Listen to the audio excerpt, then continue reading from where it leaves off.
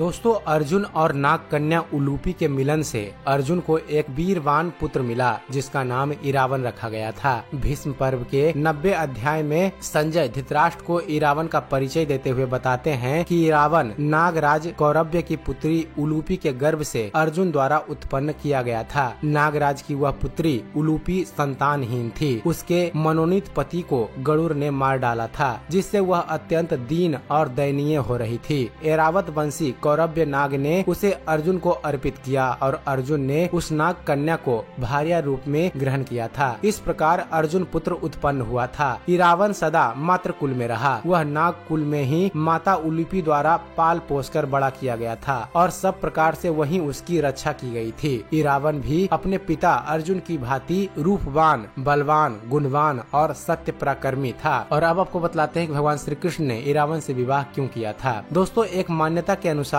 अर्जुन के बेटे इरावन ने अपने पिता की जीत के लिए युद्ध में खुद की बलि दी थी। बलि देने से पहले उसकी अंतिम इच्छा थी कि वह मरने से पहले शादी कर ले, मगर इस शादी के लिए कोई भी लड़की तैयार नहीं थी, क्योंकि शादी के तुरंत बाद उसके पति को मरना था। इस स्थिति में भगवान श्री कृष्ण ने मोहिनी का रूप लिया और इरावन से न केवल शादी की बल्कि एक पत्नी की तरह उसे विदा करते हुए रोए भी। परंतु महाभारत के भीष्म पर्व के 13वें अध्याय के अनुसार महाभारत के युद्ध के 7वें दिन अर्जुन और उलूपी के पुत्र इरावन का अवंती के राजकुमार बिंद और अरविंद से अत्यंत भयंकर युद्ध हुआ था। इरावन ने दोनों भाइयों से एक साथ युद्ध करते हुए अपने पराक्रम से दोनों को पराजित कर दिया था और फिर कौरव सेना का संहार करना आरंभ कर दिया। भीष्म पर्व के 91वें अध्याय के अनुसार 8वें दिन जब सुबल पुत्र शकुनी और कृतवर्मा ने पांडवों की सेना पर आक्रमण किया, तब अनेक सुंदर घोड़े और बहुत बड़ी सेना द्वारा सब ओर से घिरे हुए शत्रुओं को संताप देने वाले अर्जुन के बलवान पुत्र इरावन ने हर्ष में भरकर रणभूमि में कौरवों की सेना पर आक्रमण कर प्रत्युत्तर दिया। इरावन द्वारा किए गए इस अत्यंत भयंकर युद्ध में कौरवों की घुड़सवार सेना नष्ट हो गई थी और शकुनी के 6 पुत्रों का उन्होंने वध कर दिया था। यह देखकर दुर्योधन भयभीत हो उठा और वह भागा हुआ राक्षस ऋषि श्रृंग के पुत्र अलम्बुस के पास गया, जो पूर्व काल में किए गए बकासुर वध के कारण भीमसेन का शत्रु बन बैठा था।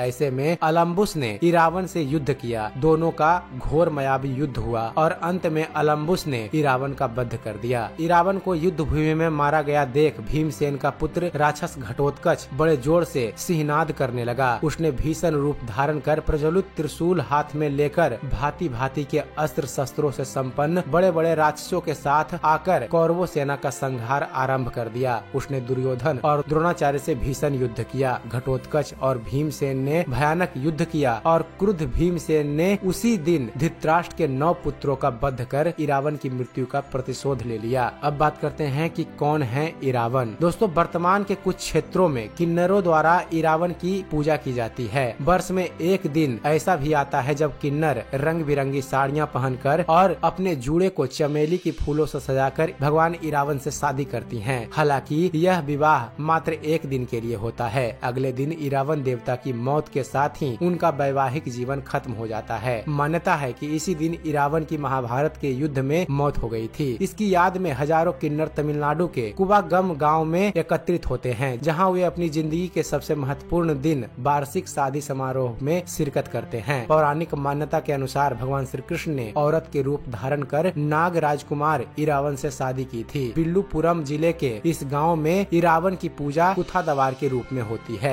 हजारों किन्नर इरावन की दुल्हन के रूप में शादी समारोह में शिरकत करती है और मंदिर के पुजारी से अपने गर्दन में कलावा बंधवाती है। मान्यता के अनुसार महाभारत युद्ध में एक समय ऐसा भी आता है फ्रेंड्स, जब पांडवों को अपनी जीत के लिए माँ काली के चरणों में स्वैच्छित रूप से किसी पुरुष की बलि हेतु एक राजकुमार की जरूरत पड़ती है। जब कोई भी राजकुमार आगे नहीं आता है तो इरावन खुद को इसके लिए प्रस्तुत कर देते हैं, लेकिन वह इसके साथ ही एक शर्त भी रख देते हैं कि वह अविवाहित नहीं मरना चाहते। इस शर्त के कारण यह संकट उत्पन्न हो जाता है कि यदि किसी राजा की बेटी या सामान्य स्त्री से उनका विवाह किया गया तो वह तुरंत ही विधवा हो जाएगी। ऐसे में कोई भी पिता इरावन से अपनी बेटी का विवाह करने के लिए तैयार नहीं होते। तब भगवान श्री कृष्ण स्वयं मोहिनी रूप में इरावन से विवाह करते हैं। इसके बाद इरावन अपने हाथों से अपना शीश माँ काली के चरणों में अर्पित कर देता है। इरावन की मृत्यु के पश्चात कृष्ण उसी मोहिनी रूप में काफी देर तक उसकी मृत्यु का भी विलाप करते हैं। अब चूंकि भगवान श्री कृष्ण पुरुष होते हुए भी स्त्री रूप में इरावन से शादी रचाते हैं, इसलिए किन्नर चूंकि स्त्री रूप में पुरुष माने जाते हैं, वह भी इरावन से